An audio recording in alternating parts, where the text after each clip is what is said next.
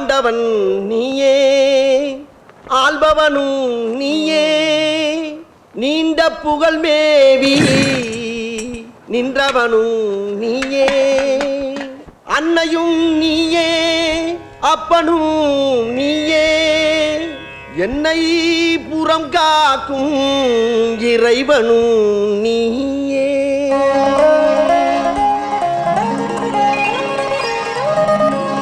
என் அன்பு தந்தையே, உங்கள் புத்திரனாகிய நான் மாவீரன் அலெக்சாண்டர் போல், நெப்போலியன் போல், சாம்ராட் அசோகர் போல் மகா பெரிய சக்கரவர்த்தி ஆவதற்கு ஆசீர்வதியுங்கள் தந்தையே, ஆசீர்வதியுங்கள்.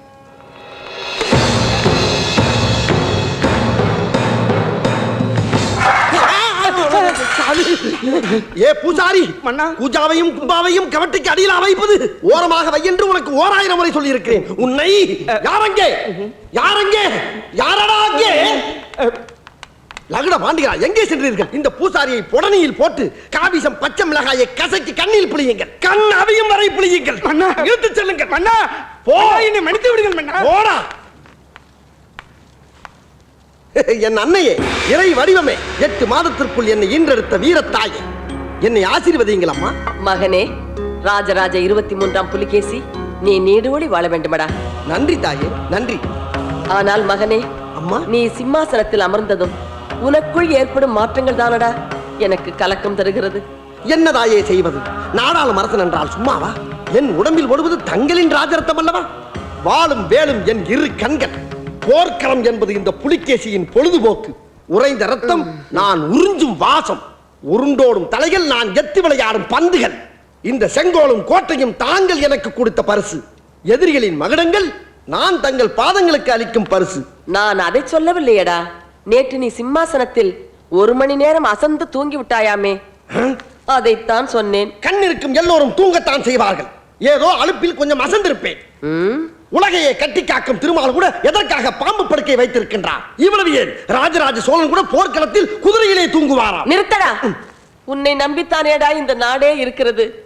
கடமையை செய்யும் நேரத்தில் கண்டபடி தூங்காதே, போடா போடா.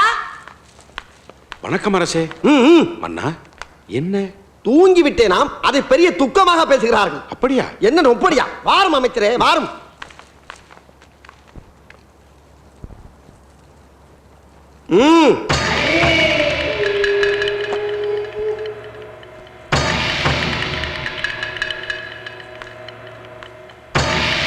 அமைச்சரே.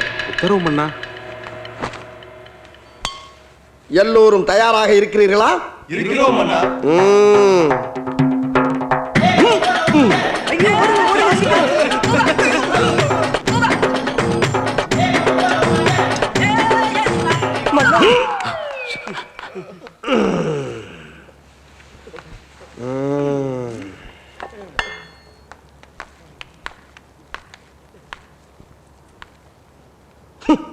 வருடம் முழுவதும் வந்தாலும் மன்னரின் வேகத்திற்கு ஈடு கொடுக்க முடிகிறதா உங்களால்? வீணர்களே, உங்களுக்கு பெயர் வீரர்களா?